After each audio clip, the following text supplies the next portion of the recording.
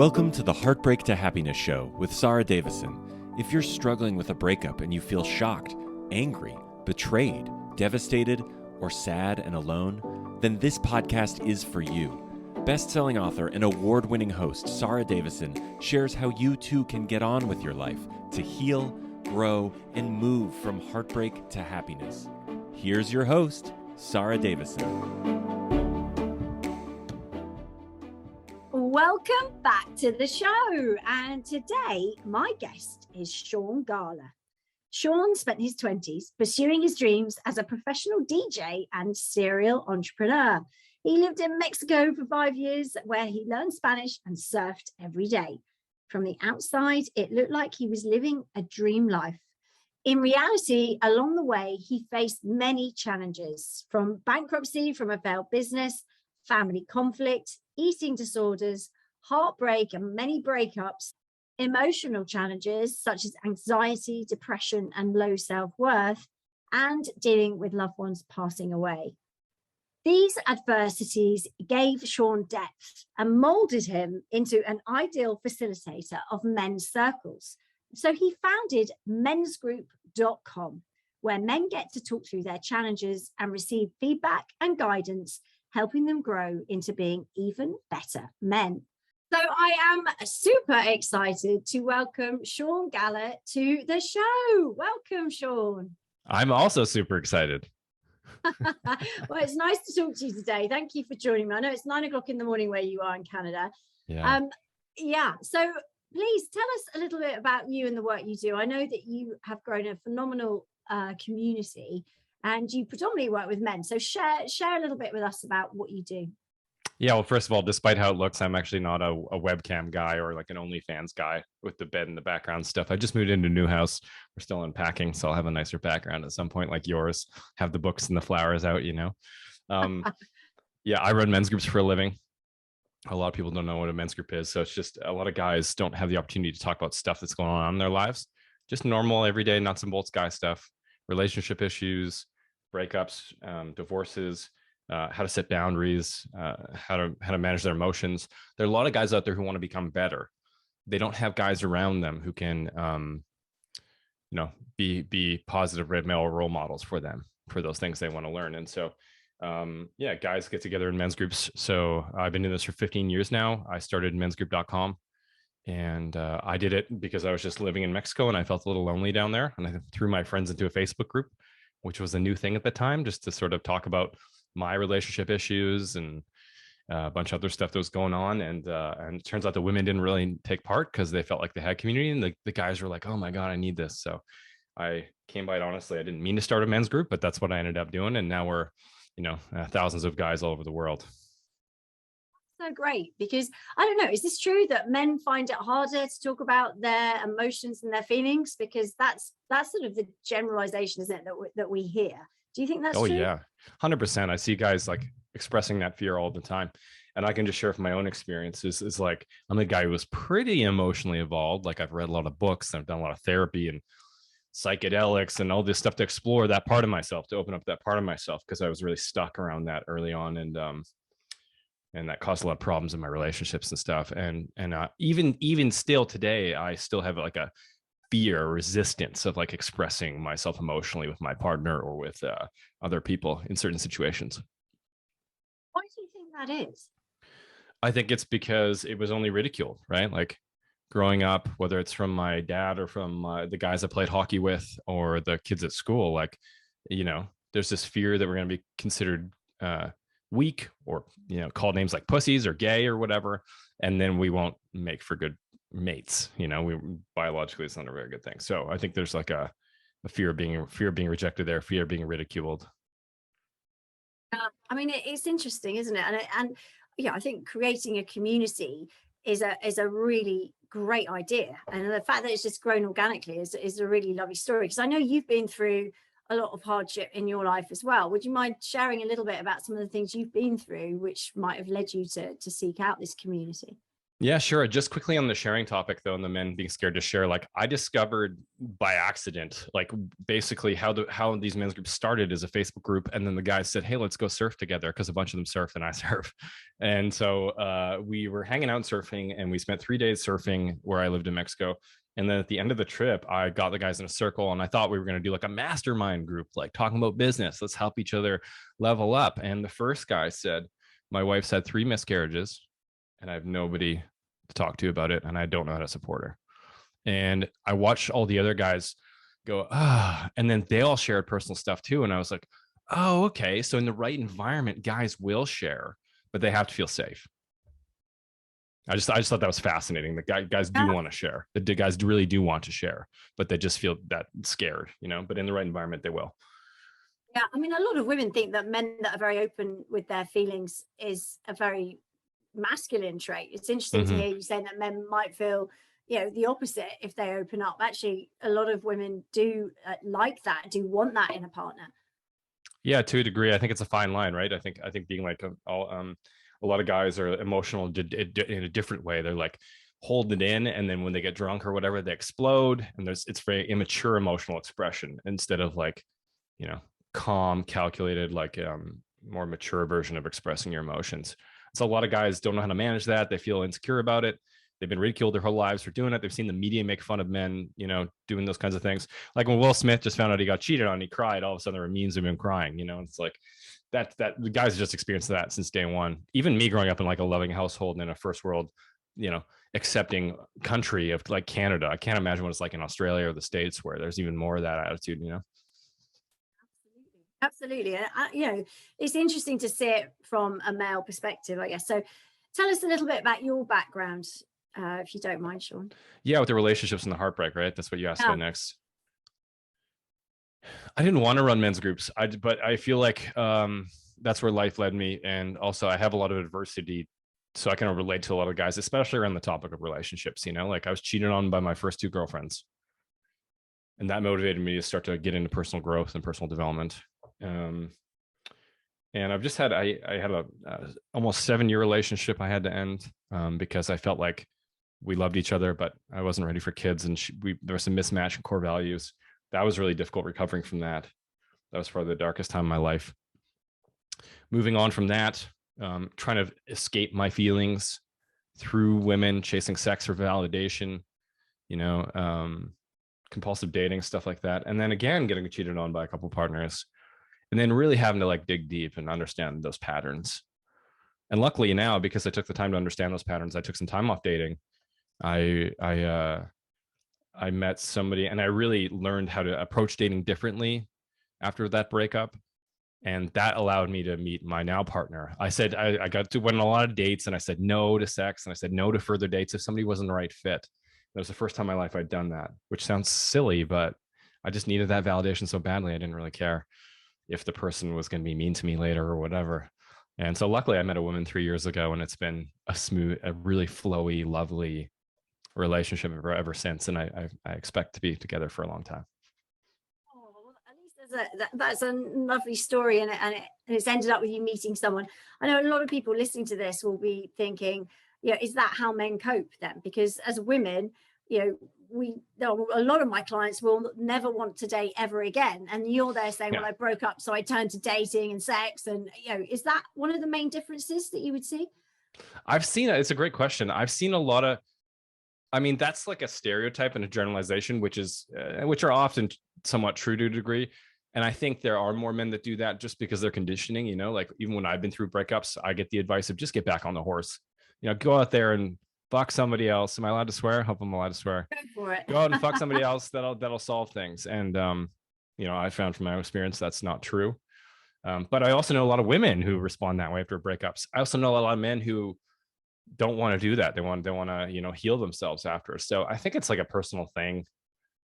Maybe there are more men that respond that way than women. I don't know. I see it to be about equal in my social circles. It's just more of a personal thing of how you respond to tough things in your life, adversity, because these women or men, they might not go out and bang a bunch of people, but they might drink themselves almost to death, or they might, be just a complete asshole to everybody around them for like 2 years. I don't know.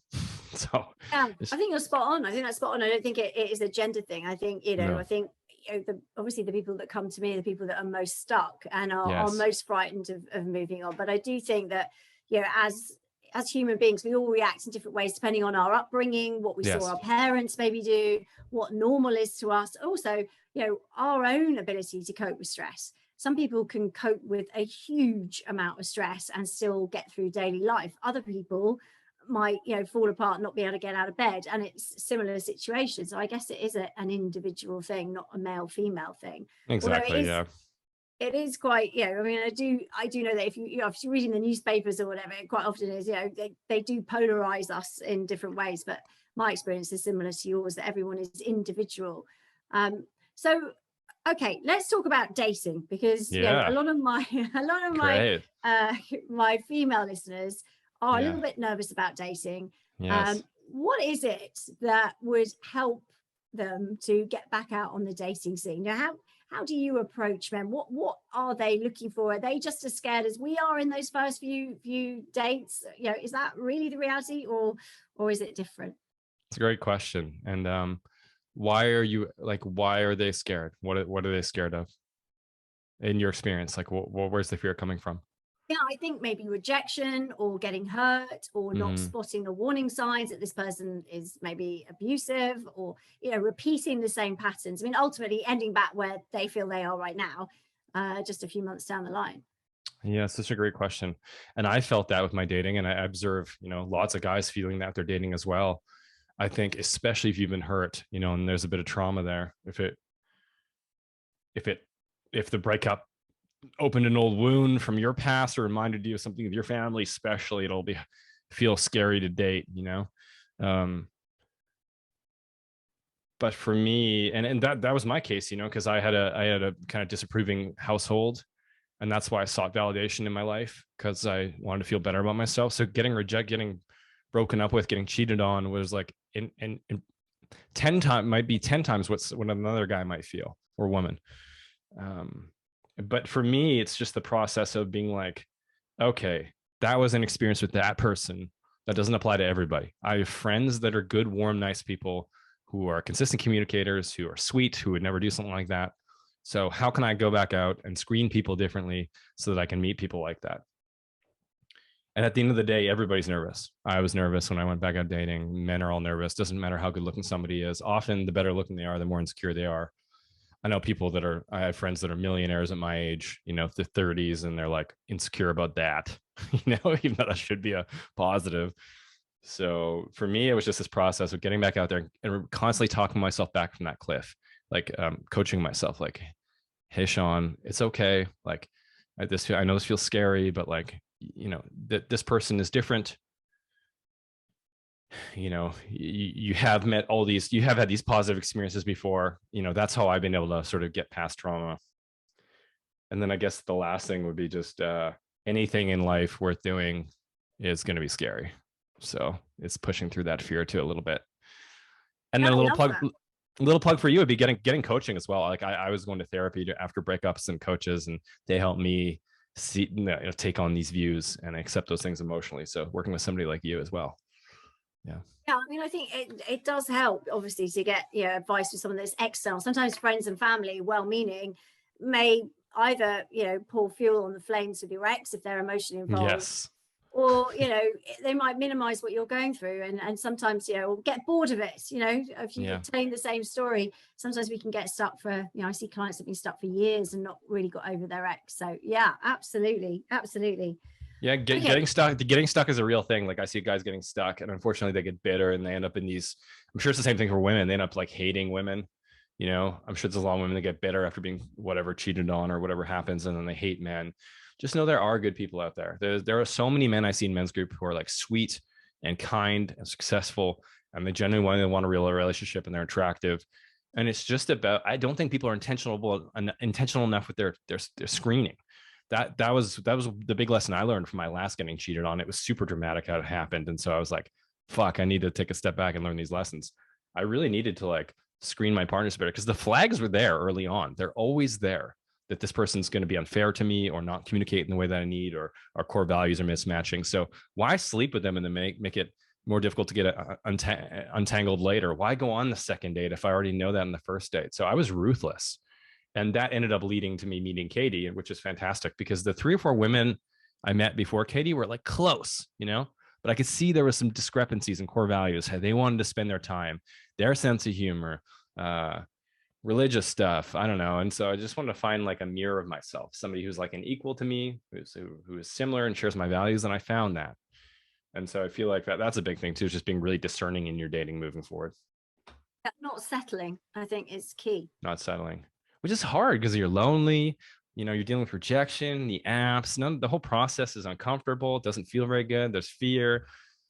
And so it can be easy to take a thing that's good. But the problem is that the little flags or little discrepancies in the beginning, you scale out to like years, it starts to become real big problems. I think that's why the divorce rate's so high. I don't know about you, but I think people aren't intentional enough. Yeah, I think you're right. I think, when I see clients, right in the early stages, they usually have 2 criteria for, meeting a new partner. 1, they have a pulse, and 2, they show them 1 sign of affection, and that's it. They go into what I call limpet mode and sort of sucker themselves to this poor person. They go, I'm never going to be alone again, because being alone is the biggest fear, right? Yeah, it is. But the few times I've met that incredible partner is actually the points where I've been really happy being alone. And so I think I had to get to that point after a breakup as well. That was the big focus for me. That was the advice I was getting from coaches like you, is you need to focus on like being happy with yourself and being happy with your life and where you're at with things.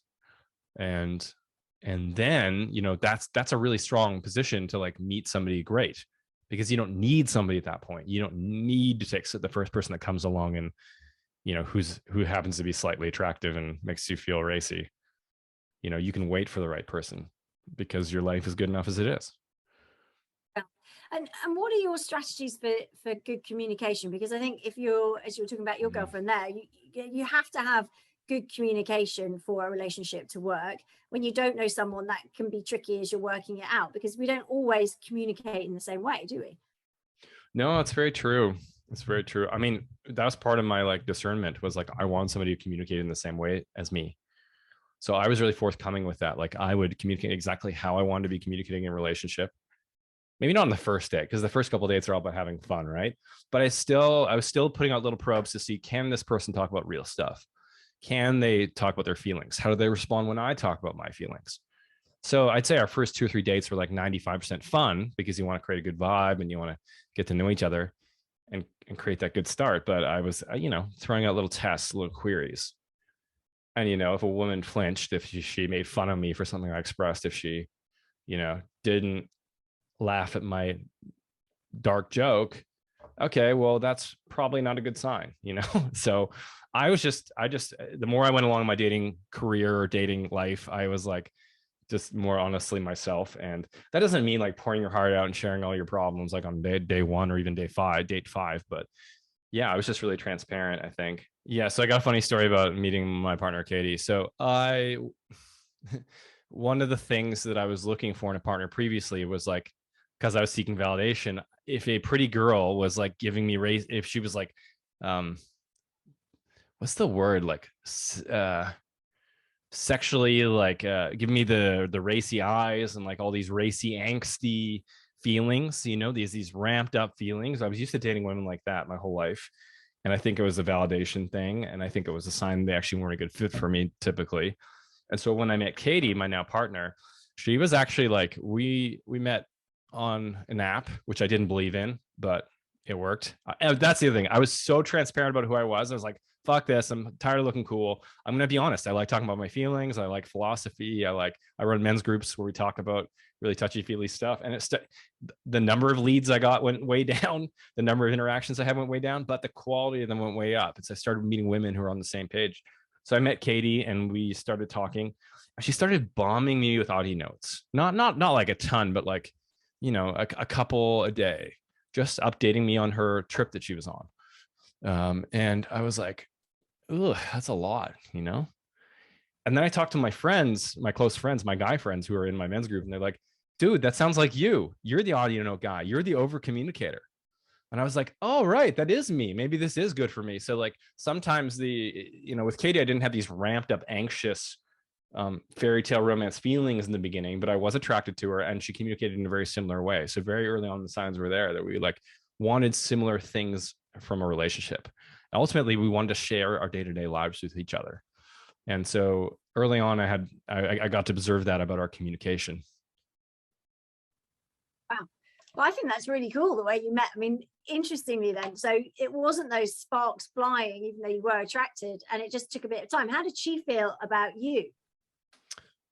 It was similar. Like she's felt more, she's been with partners where she felt a bit more ramped up anxiety. For both of us, it just felt like, wow, I really like spending time with this person. This person puts my nervous system at ease. Wow, I do find this person attractive. But that wasn't the predominant factor. Like there was not an angst, but there was no angst about it. It more felt like home, you know?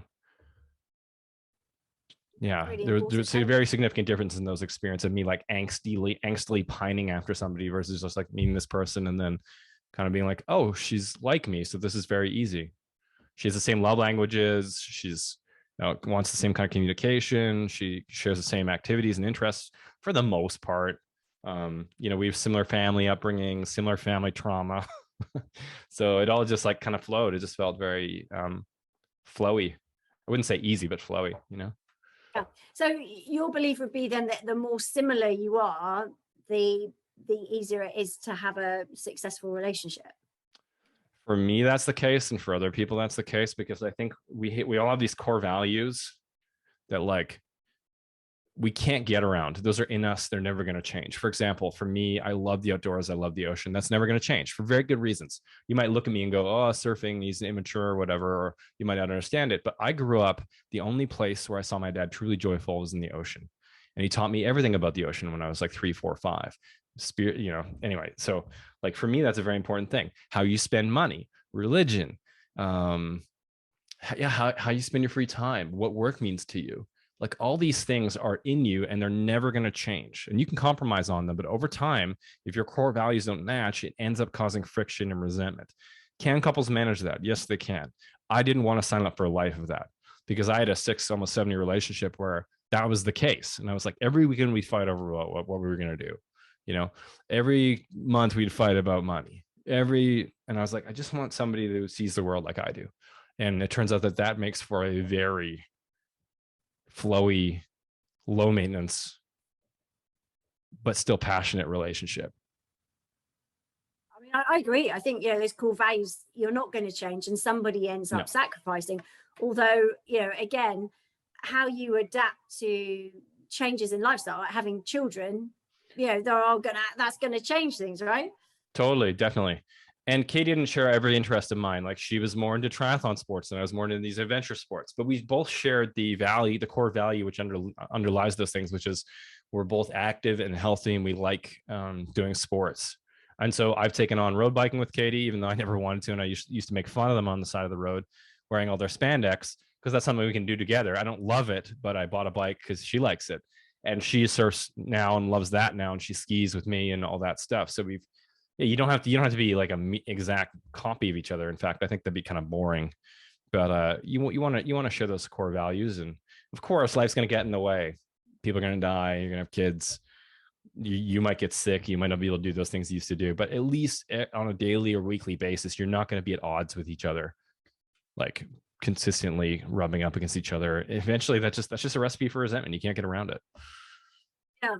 And when we talk about resentment there, I mean, I think it's interesting because conflict resolution is also key in a relationship, isn't it? Understanding how you each deal with conflict. What do you think? Do you think men tend to deal differently with conflict, or again, is it an individual thing? It's a great question. I definitely do think that men are not well equipped enough, not well trained enough to deal with conflict. And also for a couple of reasons. Number one, they're not actually taught the logistics of how to do it. Like, okay, take a step back, take a breath, consider their point, express how that makes you feel. Instead, they just kind of go into default mode, which is like defensive or frustrated or angry. But number two, most men don't have any concept of their emotions. I met a guy recently who's a neighbor of mine, sweet guy. I really like him. His wife said to me when he left one day, and wives often confide this kind of stuff in me. I don't know why. It's probably not a good thing, but she said, my partner, he only thinks he has two emotions, happy and angry. And I was like, wow. Because for me, it's like there's such subtlety to emotions. Sometimes I feel morose or like down or excited or there's so much to emotion. So I think men just also don't understand their emotions enough to really manage conflict. And so I think they're unfortunately, a lot of them don't have the toolkit. What would your advice be then to any women listening who might very much resonate with your neighbor who's told you that about their partner? What would your advice be to improve or cope or manage with that situation? Oh, I don't know if I have any advice, because the person kind of has to want to learn about that themselves. Like, yeah, you can buy them books, emotional intelligence or whatever, but it's like the emotions wheel would be the one tool that I think that a lot of guys respond well to. That's been shared in Men's Group. It's this wheel that's like in the middle, it's the 5 basic emotions, but then it spreads out to be more specifics, and it spreads out to more specifics. Like you could say I'm angry, but you could say I'm agitated and I'm frustrated. That a lot of men have said that's helped them learn how to express their feelings better. But in general, people need to want to change that themselves. Like your man ultimately needs to want to grow in that way, because typically forcing people into personal development doesn't go very well. Yeah. So I guess that doesn't bode well then if one person doesn't want to and the other person does. But if they're open to it, I guess you can go on that journey with them. You can. Oh yeah. Even if they're open to it a little bit, that can start. And it could be a tool, like a coach like you. It could be a book, could be a podcast, could be this little image I'm talking about on the emotions color wheel or whatever. Like as long as they're open to it somewhat. Yeah. The emotions wheel, you said there were 5 core emotions. Do you remember? I don't actually know how many there are. I'd have to look at I mean, I can look it up right now if you want, but people can Google it themselves. I don't know. I don't know. I'm not an emotions expert necessarily in that way. I think it's let me pull my flip chart here. I don't know. Yeah, well, I think it's very true though what you were saying though about there being some core emotions, but we get stuck in just the big label. And sometimes when you're stuck in the big label, it's hard to process, it's hard to cope with it. We really need to break it down. And also what anger means to me is going to be very different to what it means to you or that guy that your neighbor was talking about. Yeah, I mean, anger to me, I rarely lose my temper, very, very rarely. If I do, something seriously wrong, take cover. Yeah. But I usually show anger as more frustration or internal stress for me. So you may not even know that I'm angry if I'm angry, which, and what you're saying is men go, maybe go to anger more readily. Yes, because that's an emotion they've been taught by their parents and in sports and the media. That's fine. If I, like, even growing up, if I hit a guy and tried to fight him in hockey, my dad would go, good job, But if I said, hey, Dad, I'm feeling sad, he'd say, toughen up, or, my friends would call me a pussy or whatever. Yeah. Yeah. But I also, to be clear, I also see women being absolutely terrible at conflict, at least the ones that I've dated. So for me, when I went through all this dramatic breakup and stuff and being cheated on in a pretty dramatic way, that was one of the things I decided that I wanted in my next partner, was somebody who could close the loop in conflict, because I kept dating people that were kind of similar to my dad, which is usually how it works. By the way, you tend to look for the parent that you had the most conflict with to try to resolve that. But I used to date people who were like my dad, that would be like, we get halfway through a fight and they go, I don't want to talk about this anymore, and they'd walk away, and then they'd ice me out for like hours or days. And I'm sensitive to that because that's what I grew up with. So that would drive me insane. And so my friends are like this. Why can't I find a partner who could be like this, who could close the loop? And so that early on, maybe like a few weeks or a few months into dating Katie, we had a first little disagreement, and I was like on hyper alert to see how she'd respond. And she was able to communicate her feelings well. We like got in the fight. She expressed herself. I expressed myself. We accepted each other, acknowledged each other, and then we made up, and then made up both verbally and physically. And so that's why I say this relationship has been easy and flowy. It's not because we don't have difficult conversations or we don't have to work on the relationship. It's because when we do get into conflict, it's pretty quick to move through it. I think our biggest tiff has been maybe like we're frustrated with each other for like half a day or like a couple hours or something, And so moving through conflict is like really important in a relationship. I think it could be one of the most important things beyond attraction and core values. how I you guys, agree. how you handle Yeah, I conflict. agree. Yeah, and again, you're right. There are a lot of women who get very angry, and a lot of men who get angry too. So it is again an individual thing, and it's about finding the right partner for you. It doesn't mean that getting angry is necessarily wrong. It's just you've got to find somebody that works with you. If you understand that, you communicate in a similar way, it could work, couldn't it? Yeah, and I've seen people come together who neither of them want to close the loop in conflict. They'll both just say, I don't want to talk about this anymore, and then it's just never spoken about again, and that's fine. It works for them. At least it looks like it does. So I'm not saying that that's like a bad thing either. This is just I'm more sensitive. I want to close the loop in conflict. But there are people who don't, especially avoidant attachment styles. They're not going to want to close the loop. They're going to want to run and shut down. And it actually makes them uncomfortable if somebody's trying to close the loop with them, if somebody's trying to go deeper. So yeah, to avoidance meet, they can just say, I don't want to talk about this anymore. It could be happily ever after. And that's really interesting too, isn't it? Because if you do have people, as you were saying before, having very different communication styles in a relationship together, they're going to take that as a personal attack, when actually what it is a learned coping strategy and the only option that they have in their toolkit. So it's not a personal attack. So when you feel unloved or rejected by that person because of the way they're dealing with, say, maybe the anger, it may not be. I mean, obviously it could be in some circumstances, but it may not be anything to do with you. That could be the most loving response they have, to shut down and walk out the door. But that's what they've learned. Totally. So yeah, it's interesting, isn't it? Yeah, if communication doesn't line up, it will feel very personal. That's the problem with it. People think, oh, we have these differences in communication styles or differences in core values. It's not a big deal. Opposites attract, all these things you hear. But it's like, it's hard not to take that stuff personally from the most important person in your life. Like if I'm sensitive to that and they're like shutting down and walking away from me, and I find that very painful, that's going to take a toll. Like I'm not going to be happy in my life because that's my most important person. And it's the same thing with attachment styles. I don't know if you talk about attachment styles much on your show, but that's the most definitive, useful heuristic or like framework for like understanding if is this person a good match for me. I don't know if have you gotten into that in much? Not so much. So you go ahead. Yeah, go for it. The book Attached. Listeners, anybody who's listening, man or woman, break up or trying to figure it out, like the book Attached is the best relationship book I've ever read. I thought 5 Love Languages was good. Communication style, how you express love. Attached was even better.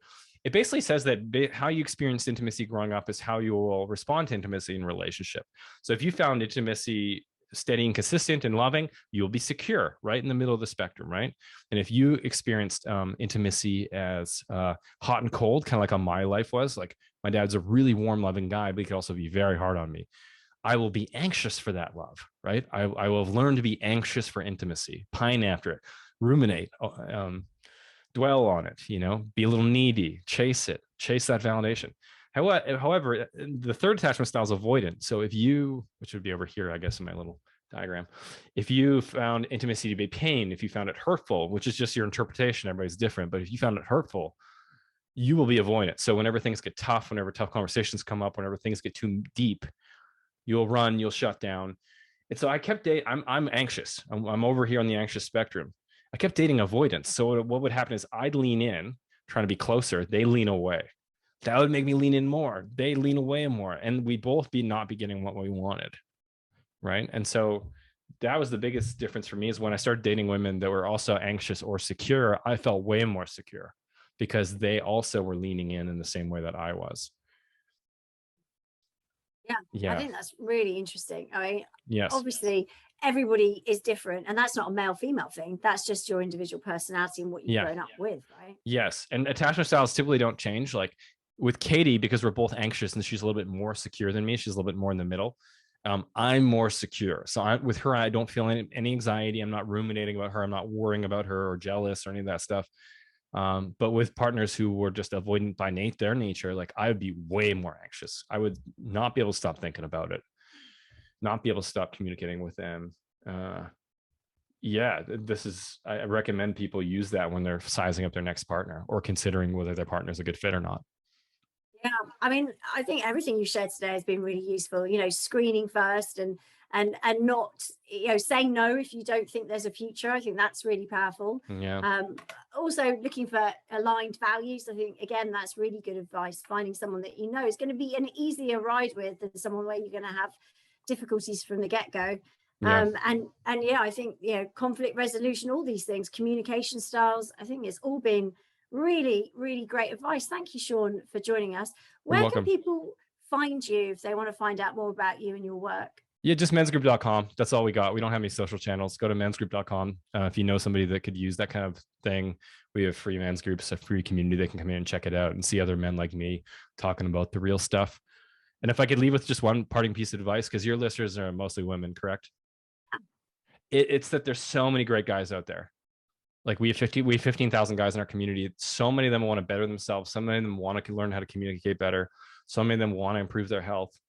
They want a deep and meaningful relationship. And yeah, I just want to encourage you that they are out there, and if you just take the time to find the right guy, it's worth it. I love that advice. I think you're so right. I have one last question for you, Sean. Yeah, great. All my guests. Yeah. So my podcast is called Heartbreak to Happiness, because I think it's really important to know what happiness is for you. So even when you're in the midst of dating and getting maybe your heart broken, then you can tap into that happiness along the way. So what is happiness for you, Sean? It's a great question, and I don't know if you're going to like the answer. So at the surface level, happiness for me is surfing. It's the things I enjoy: surfing, playing music, having good conversations like this. I have a little bit of an issue with the word happiness lately, because for me, it used to be an anxious chasing thing. Like, oh, if only I could be happy. Like, oh, maybe if I can get to this place, then through external achievements or through external possessions, maybe then I will be content. So now what I'm trying to go for is grounded contentment. I'm trying to be content with my life day to day. Am I just feeling okay, pretty good about where I'm at? If the answer is yes, well, that's better than 99% of the people. And that's really the best I could ask for. And of course, these things that give me the peaks of happiness, the spikes: surfing, kiteboarding, I don't know, doing this podcast with you, getting to know you. It's like, that's it for me. Yeah. I love it. Great answers as always. Thank you, Sean. You've been a fabulous guest. It's been a great conversation. Enlightening, and yeah, thank you so much. I know you have inspired many of my listeners today, so thanks for being a fabulous guest. Thanks, Sarah. This is so nice, and I appreciate you guys listening. And check out, just get access to tools like Sarah, or a men's group or women's group or whatever. Just keep moving forward. You can do it. Awesome. Absolutely. That's it for today's episode. Do be sure to head on over to mensgroup.com to check out more about Sean's work and join one of his groups if you're a male listening. And I look forward to you joining me on my next episode. That's it for today's episode of Heartbreak to Happiness. Don't forget to subscribe and leave a review to win a free ticket to one of Sara's virtual retreats. The retreats are a transformative combination of live webinars with Sara herself, coupled with empowering online video programs designed to help you cope better with your breakup and start feeling happy again. For more details, head on over to heartbreaktohappinesspodcast.com, where you can also get a copy of Sara's free gift.